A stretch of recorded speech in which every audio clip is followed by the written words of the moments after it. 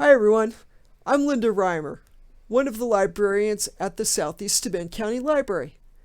Welcome to Library Connections, our weekly readers, viewers, and listeners advisory video cast. Enjoy. Library Connections number 21, hosted by SSCL librarian Linda Reimer. This video cast is being recorded on Thursday, September 24th, 2020. Kicking things off, we have the top 5 books on the New York Times fiction bestseller list for this week. At number 1, The Evening and the Morning by Ken Follett.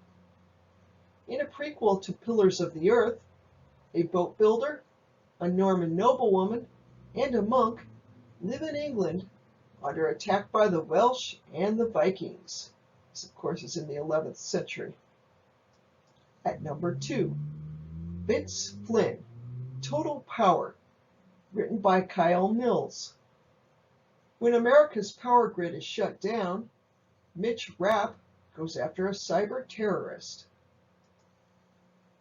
At number 3, Troubled Blood by Robert Galbraith, aka J.K. Rowling. The 5th book in the Corman Strike series. A decades-old cold case might be connected to a serial killer. At number 4, To Sleep in a Sea of Stars by Christopher Paolini. Kira Navarez might be the only one who can save the Earth and its colonies from being destroyed. And rounding out the top 5, Shadows and Death by J.D. Robb, the 51st book of the In Death series. A hitman, with possible connections to Eve Dallas's husband, is seen near the scene of a crime. And moving on to the top 5 books on the NonFiction bestseller list for this week. At number 1, Rage by Bob Woodward. Based on 17 on-the-record interviews with President Trump and other reporting, the Pulitzer Prize-winning journalist details the president's perspective on multiple crises. At number 2, Blackout by Candace Owens. The conservative commentator makes her case that Black Americans should part ways with the Democratic Party. At number 3, Disloyal by Michael Cohen. An account of President Trump's business empire, political campaign, and presidential administration by his former personal attorney. At number 4, Killing Crazy Horse by Bill O'Reilly and Martin Dugard. The 9th book in the conservative commentator's Killing series focuses on conflicts with Native Americans. And at number 5, Caste by Isabel Wilkerson. The Pulitzer Prize-winning journalist examines aspects of caste systems across civilizations and reveals a rigid hierarchy in America today. Kicking things off this week with the first recommended read, it's the new Jodi Picoult. It's called The Book of Two Ways. From the number 1 New York Times bestselling author of Small Great Things and A Spark of Light comes a riveting novel about the choices that alter the course of our lives. Everything changes in a single moment for Dawn Edelstein. She's on a plane when the flight attendant makes an announcement. Prepare for a crash landing. She braces herself as thoughts flash through her mind. The shocking thing is, the thoughts are not of her husband, but of a man she last saw 15 years ago, Wyatt Armstrong. Dawn miraculously survives the crash, but so do all the doubts that have suddenly been raised. She has led a good life. Back in Boston, there is her husband, Brian, their beloved daughter, and her work as a death doula, in which she helps ease the transition between life and death for her clients. But somewhere in Egypt is Wyatt Armstrong, who works as an archaeologist, unearthing ancient burial sites, a career Dawn once studied for, but was forced to abandon when life suddenly intervened. And now, when it seems that fate is offering her second chances, she is not as sure of the choice she once made. After the crash landing, the airline ensures that the survivors are seen by a doctor, then offers them transportation to wherever they want to go. The obvious destination is to fly home, but she could take another path, return to the archaeological site she left years before, reconnect with Wyatt and their unresolved history, and maybe even complete her research on the Book of Two Ways, the first known map of the afterlife.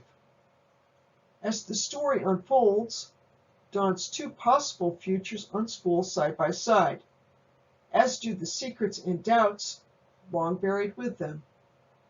Dawn must confront the questions she's never truly asked. What does a life well lived look like? When we leave this earth, what do we leave behind? Do we make choices, or do our choices make us? And who would you be if you hadn't turned out to be the person you are right now? And that sounds like quite a read. Our first recommended read of the week, the new Jodi Picoult. It's going on my to-read list. And moving along here, our second recommended read of the week is kind of the flip side. The first one is sort of an intellectual novel. The second one is comedy. It's very witty. Keep in mind, superheroes. So, having said that, the book is called Hench, a novel. It's written by Natalie Zena Walshutz. The boys meets my year of rest and relaxation in this smart, imaginative, and evocative novel of love, betrayal, revenge, and redemption, told with razor-sharp wit and affection, in which a young woman discovers the greatest superpower, for good or ill, is a properly executed spreadsheet. Anna does boring things for terrible people because even criminals need office help, and she needs a job. Working for a monster lurking beneath the surface of the world isn't glamorous, but is it really worse than working for an oil conglomerate or an insurance company in this economy? As a temp, she's just a cog in the machine.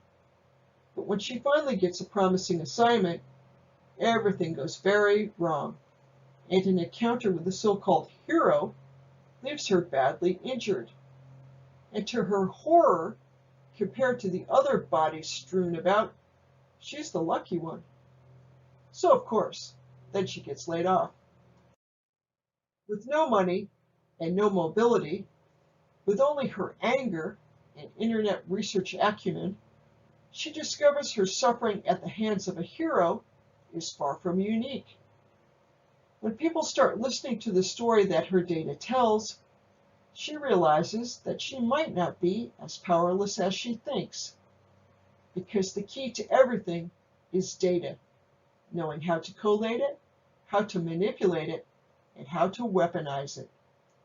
By tallying up the human cost these caped forces of nature wreak upon the world, she discovers that the line between good and evil is mostly marketing. And with social media and viral videos, she can control that appearance. It's not too long before she's employed once more, this time by one of the worst villains on Earth. As she becomes an increasingly valuable lieutenant, she just might save the world. A sharp, witty, modern debut, Hench explores the individual cost of justice through a fascinating mix of millennial office politics, heroism measured through data science, body horror, and a profound misunderstanding of quantum mechanics. That is the second recommended read of the week. Of course, the book is called Hench. Both these books, Hench and the Picot book, are available in the digital catalog now, so check them out. Moving on to our first audiobook recommendation of the week. This one's called The Midnight Library, written by Matt Haig and read by Carrie Mulligan. This also just came out. Between life and death, there is a library, and within that library, the shelves go on forever. Every book provides a chance to try another life that you could have lived, to see how things would be if you had made other choices. Would you have done anything different if you had the chance to undo your regrets? A dazzling novel about all the choices that go into a life well lived. From the internationally best-selling author of Reasons to Stay Alive and How to Stop Time. Somewhere out beyond the edge of the universe, there is a library that contains an infinite number of books, each one the story of another reality. One tells the story of your life as it is, along with another book for the other life you could have lived if you had made a different choice at any point in your life. While we all wonder how our lives might have been, what if you had the chance to go to the library and see for yourself? Would any of these other lives truly be better? In The Midnight Library, Matt Haig's enchanting new novel, Nora Seed finds herself faced with just this decision. Faced with the possibility of changing her life for a new one, following a different career, undoing old breakups, realizing her dreams of becoming a glaciologist, she must search within herself as she travels through the Midnight Library to decide what is truly fulfilling in life and what makes it worth living in the first place. And that is the audiophile review. Sounds like a terrific book. I'm going to read it as compared to listen to it. And it's occurring to me that I should note that this is the audiophile review of this audiobook. The two print suggestions for this week, the first two recommended reads, the summaries for those are from the publishers because they're getting good reviews, but the good reviews were too long, so I had to make it just a little bit shorter. So I'm digressing a little bit to get back to our recommended audiobooks for this week. We're going to jump right on to our second one. And moving on to our second audiobook recommendation of the week, this is the new Craig Johnson novel. It's called Next to Last Stand, written, of course, by Craig Johnson and read by George Goodell. One of the most viewed paintings in American history, Custer's Last Fight, copied and distributed by Anheuser-Busch at a rate of more than 1 million copies a year, was destroyed in a fire at the 7th Cavalry Headquarters in Fort Bliss, Texas, back in 1946. Or was it? When Charlie Lee Stillwater dies of an apparent heart attack at the Veterans Home of Wyoming, Walt Longmire is called in to try to make sense of a partial painting and a Florisham shoebox containing $1 million, both found in Stillwater's footlocker, and sending the good sheriff on the trail of a dangerous art heist. Walt is fond of the veterans who sit outside the home and wave at passing cars, and he felt a particular kinship with Charlie Lee, making him all the more eager to untangle the mystery of the deceased man's belongings. As he follows the money, encountering some nefarious characters along the way, Longmire strives to make sure that this investigation doesn't become his own next to last stand. Craig Johnson is the New York Times bestselling author of the Longmire Mysteries, the basis for the hit Netflix original series Longmire, and also the A&E series Longmire, because there were two of them. But I digress. Johnson is the recipient of the Western Writers of America Spur Award for fiction, and his novella, Spirit of Steamboat, was the first one-book Wyoming selection. He lives in Ucross, Wyoming, population 25. And about the narrator. George Goodell's 40-year career in the theater includes leading roles on Broadway, off-Broadway, and in regional theaters across the country. The recipient of an Obie Award, he has appeared in over 75 productions, ranging from Shakespeare to Neil Simon. One of the audiobook industry's most acclaimed readers, Goodell received audio awards for his performances of A Widow for 1 Year, and I Know This Much Is True. And that is the audiophile review. I will also note that George Goodell has narrated all the audiobooks in the Longmire series, and they're most enjoyable to listen to, although I usually read them first. But I recommend the Longmire series, obviously. Moving on to our streaming video recommendations. The first one is a brand new movie available through Netflix called Enola Holmes. Enola Holmes is the younger sister of the famous Sherlock Holmes, and she discovers her mother is missing. So she sets out to find her, and in the process, shows off her razor-sharp deduction skills. Skills that just might be sharper than her brother's, to his chagrin.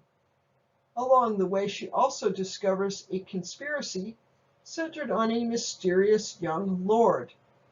This mystery movie is making its premiere today, Thursday, September 23rd, and it has a top-notch cast, including Millie Bobby Brown, Sam Claflin, Henry Cavill, and Helena Bonham Carter. Our second streaming recommendation for the week is the film Midnight Special. It was originally released in 2016 and is now available through Netflix. How far would you go to protect your child? What if saving him meant letting him go? Jeff Nichols' brilliant Midnight Special weaves relatable themes of parental responsibility and faith in that which is traditionally unexplained into a sci-fi road movie, with echoes of John Carpenter, Steven Spielberg, and Stephen King bouncing throughout. So many modern blockbusters err on the side of hand-holding, underlying their plots and character motivations with consistent expository dialogue or overly defined narration. There's this bizarre concern by Hollywood that audiences will rebel if they don't fully understand what's going on at every given moment. And so characters talk to themselves. Motivations are spelled out in voiceover, and everyone, especially in action movies, speaks of what they have to do and why they have to do it. Midnight Special respects your intelligence, letting you come to its themes emotionally instead of narratively. It is a breathtaking display of visual storytelling, confidently rendered by someone who understands the power of cinema, that of course being the director. And the review is from the RogerEbert.com site. Our third streaming recommendation for the week is the film Wildfire. It was originally released in 2018 and is also available through Netflix. Wildfire is set in 1960 and is a beautifully crafted film focusing on a family in transition. The film introduces viewers to the Brinson family, consisting of Father Jerry, Mother Janine, and their 14-year-old son Joe. The Brinsons have just moved to Montana when Jerry loses his job as a golf coach at the country club. Subsequently, to help make ends meet, Janine lands a job at the local YMCA. In response, and instead of looking for a new job in athletics, Jerry quickly takes a new and much more dangerous job, one as a forest firefighter. Jerry's new job translates into Janine essentially becoming a single working mother, with their son Joe dearly wishing his father would quickly return home, a wish that does not come to fruition. The cast does a terrific job of showing Janine as a woman in keeping with the times, becoming more independent and less inclined to simply go along with life, as directed by her husband, of Jerry, who feels as the man of the family he should be the breadwinner, and of their son Joe, who is struggling to come of age as he watches his parents' marriage disintegrate. The film offers a moving snapshot of a family whose members are transitioning from their old way of life to a new way, in keeping with the film being set at the beginning of one of the most transitional decades in American history, the 1960s. And moving on to our Odd Duck recommendations of the week. Just as an FYI, a note about the Odd Duck recommendations of the week. In an attempt to streamline our Library Connections videos and make them flow a little more smoothly and not have them run too long, the weekly tech tips, which have been a separate video clip for this series, will now appear occasionally in the Odd Duck section. So there won't be a separate tech tip of the week section. Instead, I will offer tech tips within the Odd Duck section. And if you have a subject or a tech question that you really want to see answered, feel free to send me an email. I'm happy to spotlight that question. Having said that, on to the tech tip of the week. And this week, what I'm going to suggest are two different articles for you to check out. The first one is called 62 Best Things to Do in the Fall with Your Whole Family, and it's from Country Living. And they actually have a 62 photo gallery to accompany this article. And obviously, I'm not going through all 62 tips in our Library Connections video for this week, but if you Google 62 Best Things and Country Living, which is the magazine, your top search result, or one nearest the top, should say 62 Best Fall Activities for Families. And I don't know why it says near me, but that actually is the correct link. If you click that, you'll get the article that looks like the page on the right. So as there are 62 tips, I'm only going to offer a Clip Notes version. Some of the tips include dressing up your dining room table with fall plaids or fall arrangements. You might even make your own as the leaves change and start to turn. They might make a pretty arrangement. You might hang a sheet outside and have a family movie night. And within your nuclear family, if you don't have a projector, you might just get outside on the porch or backyard and throw around a laptop. You might take up cross-stitch. Projects make great Christmas gifts and Hanukkah gifts, and we're getting towards that season of the year. You might watch the Queen's Royal Red Squirrels, and yes, this really is a thing. The Queen of England has red squirrels, and you can watch them live by a webcam. The link will be in the article at left there, of course, and also in the references section if you want to watch the squirrels.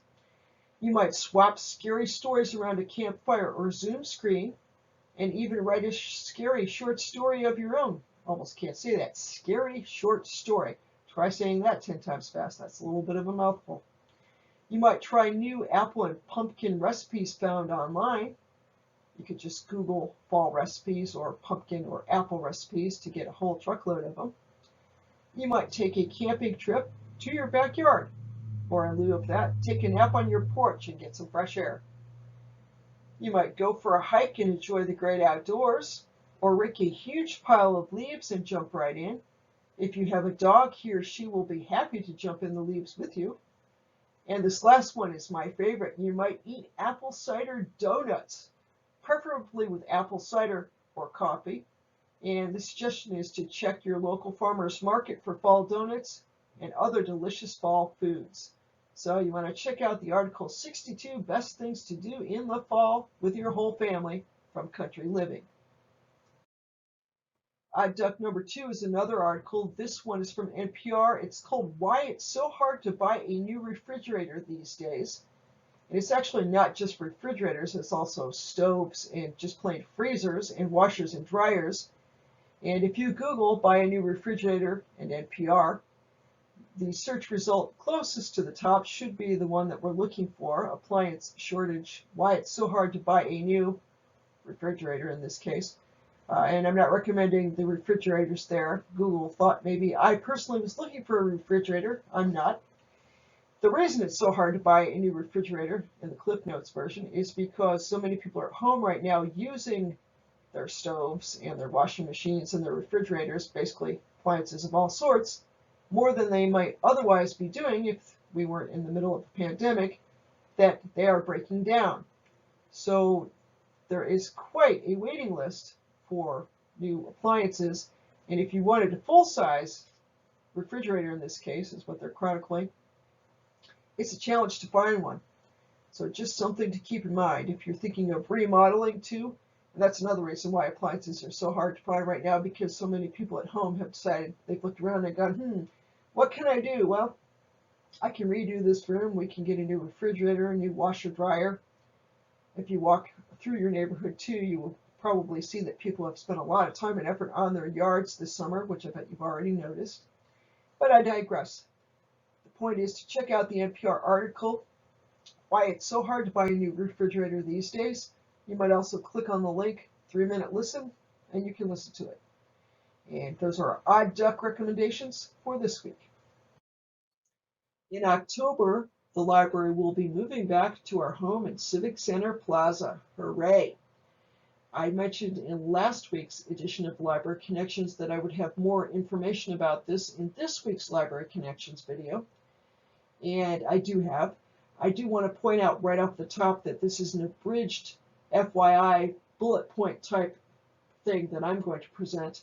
If you want to read the entire Unbound Q&A Homecoming edition on our move back to the library and what that all means and what's going to happen and what services are available, if you want to read the whole thing, you want to go to our website, found at ssclibrary.org, and click on the picture you see in front of you.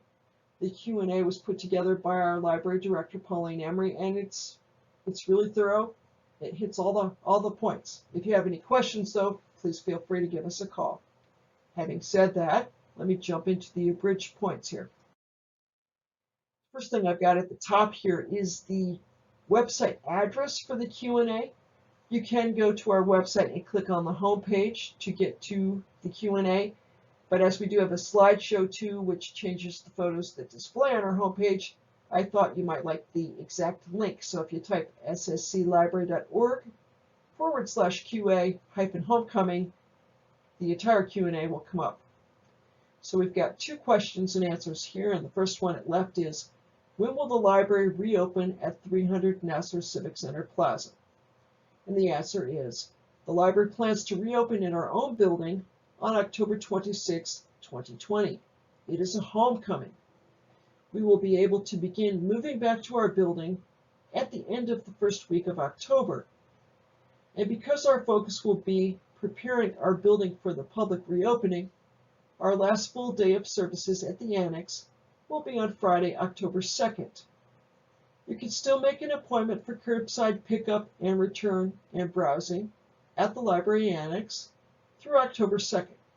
To do so, you can call us at area code 607-936-3713, or you can go to the library's website. Again, that's ssclibrary.org. You can't really click the click here in purple there because that's not a live link in a video. Okay, so having said that, the second question is, does that mean, keeping the first question in mind, does that mean that there will be no in-house library services between October 3rd and the 26th? And the answer is that is correct. No browsing, no curbside pickups or drop-offs. You will be able to return items at your convenience to the drop box at the library building. Moving back into the library building after construction will be a complex and time-consuming process. With Phase 4 safety rules in effect, tables and workstations will be repositioned to allow reduced numbers of patrons and staff to move around safely.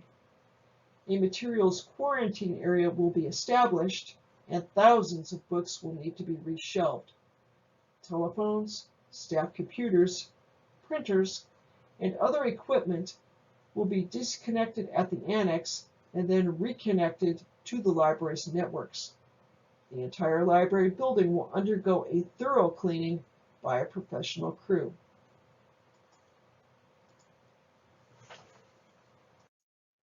So moving on with 2 more Q&As. The first one says, will digital services and virtual programs still be available between October 3rd and the 26th? And the answer to that is a resounding yes. All online programs will continue to be available, including story times, book club, craft classes, and more, as well as online resources like lynda.com, Mango Languages, and Heritage Quest, to name a few. Digital collections include eBooks and audiobooks from Overdrive and Libby, downloadable magazines via RB Digital, and our newest service, Hoopla, will just be a mouse click or a screen tap away. And I'm going to diverge from the Q&A about moving back to the library just a second to talk about Hoopla. If you haven't heard of it, it's literally a service that was just added to our service offerings. And it is an on-demand service. That means that you can check out 4 items per month immediately. You can go to hoopladigital.com. You can check out books to a computer or a app device or to your smart TV. Content includes ebooks, audiobooks, streaming videos, comics, and music. And unlike Freegal, the checkouts for music are 1 album per checkout. So I'll talk about Hoopla more next week, and I've digressed a little bit, so I'm going to jump right back into the Q&A now. But just FYI about Hoopla, it's a really cool service. So the second question here is, what will the hours be when the library reopens October 26th? And the answer is that we'll be open Mondays and Fridays from 9 to 5, Tuesdays and Thursdays from 11 a.m. to 7 p.m., and Saturdays from 10 a.m. to 2 p.m. We will be closed on Sundays. On Wednesdays, the library will be closed to the general public, but open for pre-registered students from 8:30 a.m. to 3 p.m. to accommodate the Corning Painted Post School District's virtual learning days. Curbside services will not be available on Wednesdays and Saturdays. So, when the library reopens on October 26th, what services will be provided? The answer to that question is that the following services will be available: browsing and checkout, no appointment necessary; returns to the library Dropbox anytime, day or night; curbside pickup service by request; computer use by advance appointment in 1-hour time slots; printing, scanning, faxing by request; free Wi-Fi, 24-hour outdoor access; indoor access limited to available space on a first-come, first-served basis in 1-hour time slots; all digital collections and resources available 24/7, virtual tech coaching sessions, and virtual programs. Outdoor in-person programs may also be possible. Check out our website and programs calendar for updates. Again, our website is ssclibrary.org. You can also go to the library's Facebook page, and there will be information there too about upcoming programs. So, having said all of that, what will visiting the library starting October 26th be like? The answer to that question is that everyone who enters the library will need to stop at the greeting station, which will be clearly marked in the lobby. A staff member / greeter will sign you in. You will be asked some health screening questions and the reason for your visit, i.e. browsing, Wi-Fi use, computer use, etc. Due to health guidelines and building occupancy rules, all visits will have time limits, depending upon the activity that you choose. You will not need to make an appointment to visit, except for computer use, curbside, and notary services. However, if the library is at capacity when you arrive, you may have to wait until someone leaves to be admitted. All patrons must wear a mask and practice social distancing when in the library.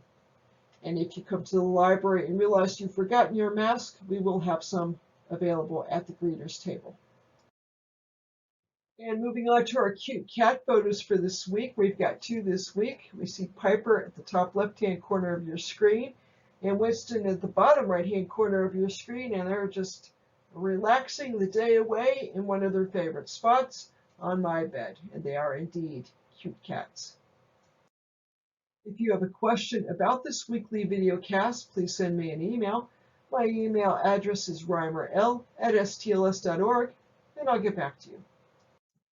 And that is the end of the Library Connections content for this week. What follows are the informational credits. The credits include links to articles used to create this week's video in the references section, directions as to how to access the library's website, catalogs, blogs, and social media pages, and the library's contact information. So if you're good with what you've seen so far and you don't want the credits, you can get out of the video now. And if you are interested in the credits, here we go. And moving on here to the credits, if you will, the library resources you can access from home. This is page 1. Going clockwise from the top left-hand corner, we have the library's website, found at ssclibrary.org. You can access our calendar, look at research databases, be linked to our digital catalogs and Hoopla through the library's website. Also find up-to-date information about the library and our move, so feel free to check out our website. At the top right-hand corner, you see the Reference Desk online forum, which I may actually take out of future Library Connections videos. I think people use it a little bit, but as we're now open, certain hours every week, I'm not sure people use it a lot. You can find it at ssclibrary.org/virtual-reference-desk and submit your reference questions to library staff 24 hours a day. In the bottom right-hand corner, we see the SSCL schedule and appointment page. That is for curbside pickup. You can find that page at ssclibrary.org/appointment. And in the bottom left-hand corner, you see StarCat. That's the catalog of physical library materials, including print books, DVDs, etc., found at starcat.stls.org. And moving on to our second library resources you can access from home page, we've got the digital catalog and RB Digital. The digital catalog is pretty much staying the way it is. You can go to the online version, stls.overdrive.com. You can also check out the Libby app, which allows you to access the catalog on newer devices, or Overdrive, the app which allows you to access the digital catalog on older devices. RB Digital, which is on demand magazines, has one app for now. I would enjoy RB Digital while you can. This service is being discontinued. The company has been bought by a new company, and we may or may not be offering digital magazines in the near future because the company that bought RB Digital is Overdrive, the company that the format is for the digital catalog scene. It left. So we'll see what happens with that. I don't have Hoopla here. I'll add Hoopla next week, but you can access Hoopla now. There's also an app for that. The library has 5 blogs, and they are indeed full of fun content. The first one is the Book Club for Adults, which is found at ssclbook.club. If you go there, you'll find information on the Book Club for Adults, obviously, the monthly meetings, what we thought of the book that we read for the past month. It's fun, so I would check that out if you're interested in Reader's Advisory stuff. The second blog is Corning NY History, and that is our local history blog found at corningnyhistory.com. You can even sign up on that page to receive a notification when the weekly postings are up, which is on Fridays. Each Friday I feature several local history photos from the library's local history photo archive, which is always fun. Creation Stationery is the SSCL Makerspace blog found at creationstationery.com. Story Musings is hosted by the library's resident author and head of adult services, Michelle Wells, which is found at storymusings.blogspot.com. And Tech and Book Talk is found at sscltech.com. And Tech and Book Talk is more of a reader's advisory and listener's advisory blog nowadays than a tech blog. I do occasionally offer tech tips, but mostly it's recommended reading, which you might expect since I'm the acquisitions librarian at the library. If you have questions about library services during the pandemic, or want to make an appointment to browse, pick up, or return items, you are welcome to go the traditional route and simply give us a call. Our phone number is the same one it's been for years, area code 607-936-3713, and the annex hours for the next week are 9 a.m. to 5 p.m. from Monday through Friday. Social media, just a weekly reminder, you can connect with the library, read library news, and pose questions to the library via our social media outlets. The library has pages on Facebook, Twitter, YouTube, and Instagram. In relation, each video in this series is available on demand via the library's YouTube channel after it has first been shown on Facebook Live. Here are our references for the articles I used to create this week's edition of Library Connections. And that's all for this week. I'll be back next week with another edition of Library Connections. Have a great weekend.